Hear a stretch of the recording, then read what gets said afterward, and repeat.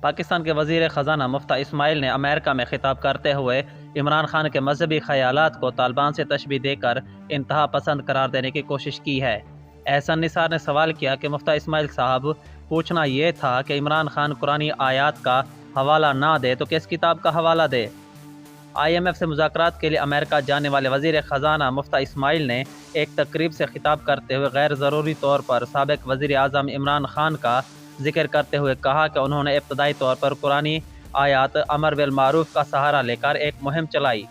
مفتاح اسماعیل نے عمران خان کی اس مہم کو افغانستان کی طالبان حکومت کے ادارے CPV سے جوڑتے ہوئے کہا کہ عمران خان شاید ہمیں برائی اور خود کو اچھائی کی طرح پیش کرتے ہیں۔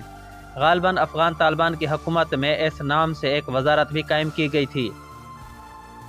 معروف ڈرامہ نگار اور اداکار خلیل الرحمان قمر کا کہنا تھا کہ اس سے بڑا گناہ کیا ہو سکتا ہے کہ مفتاح اسماعیل امریکہ میں بیٹھ کر امریکیوں کو شکایت کر رہا ہے کہ عمران خان امر بالمعروف کا ذکر کرتا ہے۔ استغفر اللہ۔ صحافی طارق معتین نے تبصرہ کیا کہ مفتاح اسماعیل صاحب نے تو آخر بےہودگی کی ہے اور یہ راتب خوروں کی خاموشی اس سے بڑھ کے بےہودگی ہے، شرم نہیں آتی ان کو؟ ارم نے لکھا کہ اگر مولانا فضل کی طرف سے مفتاح اسماعیل پر قرآن اور اسلام کے نام پر عمران خان کا مذاق اڑانے پر کوئی فتویٰ یا مزاحمت آئے تو برائے مہربانی لنک شیئر کر دیں۔ جب ڈیجیٹل کرنسی اور ویب 3.0 پر شرمندگی اٹھانی پڑے تو قرآن اسلام پیج پر لائک کر کے انتہا پسندی کی طرف کونسل کو چکر دینے لگ گیا۔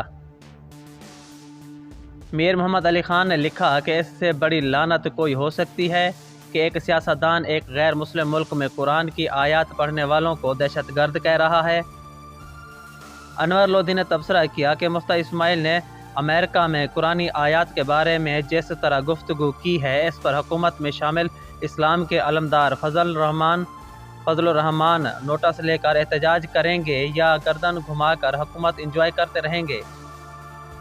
سلطان سالارزئی نے سوال کیا کہ کیا قرآنی آیات پڑھنا غلط ہے؟ نون لیگ کے وزیر خزانہ مفتاح اسماعیل امریکہ جا کر کہہ رہا ہے کہ عمران خان پاکستانی قوم کو قرآنی آیات پڑھتا ہے۔ کیا قرآنی آیات پڑھنا غلط ہے؟ نعوذ باللہ۔ سہیل کا کہنا تھا کہ کس قدر گر گئے لوگ ایک شخص کو گرانے کے لیے۔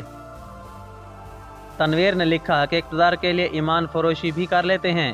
مفتاح اسماعیل IMF کے ساتھ میٹنگ میں کہتا ہے کہ عمران خان قرآن کی آیات پڑھتا ہے جو طالبان سے مماثلت رکھتی ہے اور ساتھ منافقانہ ہنستا بھی ہے۔ اقتدار کے لیے ایمان فروشی بھی کر لیتے ہیں۔